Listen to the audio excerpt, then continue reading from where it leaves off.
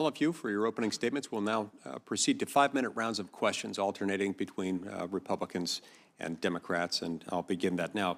Ms. Puglisi, I'd like to start with you, if that's all right. Last week, the New York Times published an article in which you were prominently featured.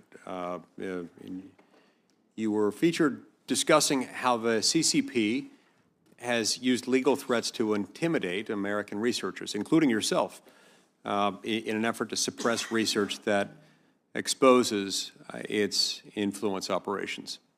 Now, if the CCP is brazen enough to do this, to try to pressure and influence American researchers, what does that say about the ability that they have to exert pressure on Chinese nationals from the People's Republic of China, working within U.S. national labs, especially keeping in mind that those individuals, if they are residents of the, if they're residents of China, what does that say about their ability to have pressure brought to bear on them, given that they're subject to Chinese laws that can compel them to cooperate with PRC intelligence gathering operations?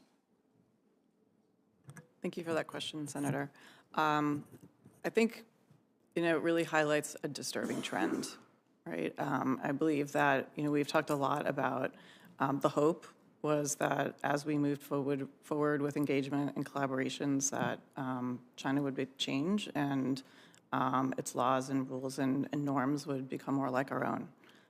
Unfortunately, that is not the case. And so I think, as I made in my opening statement in my written testimony, the importance of talking about these, this behavior.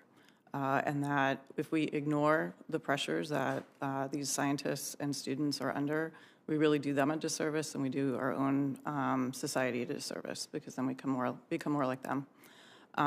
But it really, I think highlights as well that it's really hard, for us to understand that kind of pressure, and that we need to put in place those guidelines to both foster, those collaborations, but also to protect that technology and to ensure that that doesn't happen. But needless to say, the pressure that can be brought to bear on Chinese nationals at these labs is immense. Yes, it is. And I think it highlights, as we've seen over the past year, the articles and stories about kind of extra-legal behavior, not only for scientists, but on different campuses of, China's actions.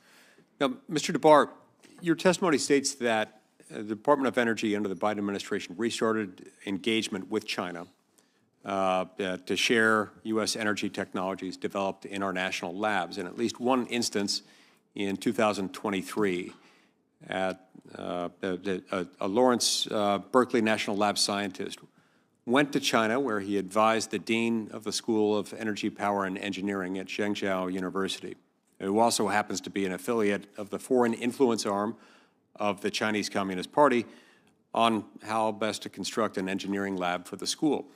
Do you think U.S. national labs should be engaged in these efforts with our greatest global adversary, and should American taxpayers be funding such support that ends up benefiting our adversaries in this way? No, Senator Lee, I don't think we should. They've been very clear that they want to dominate the tech space.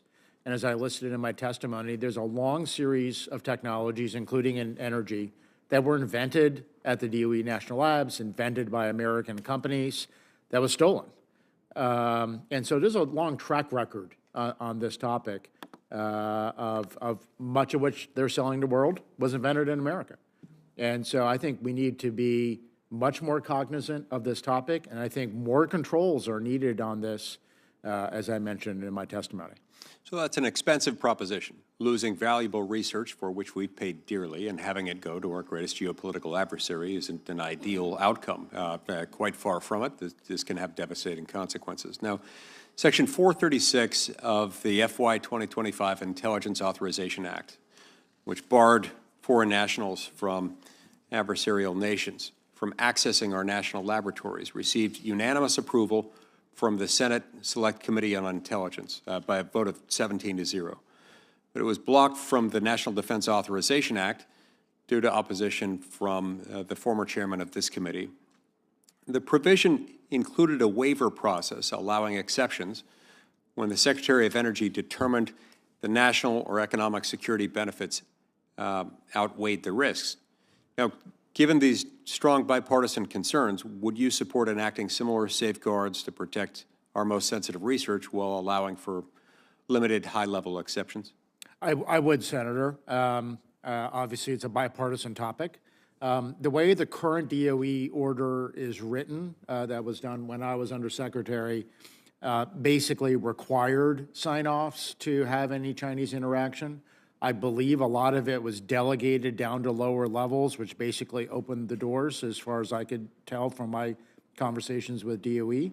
I think we need to potentially do exactly as the Intelligence Committee looked at, which is flip it. Instead of authorizing and sign-offs, is to do it the other way, which is the base case is to ban that from adversary nations and to give waivers as required. I think that's a better way, given decades of Chinese infiltration and attempts.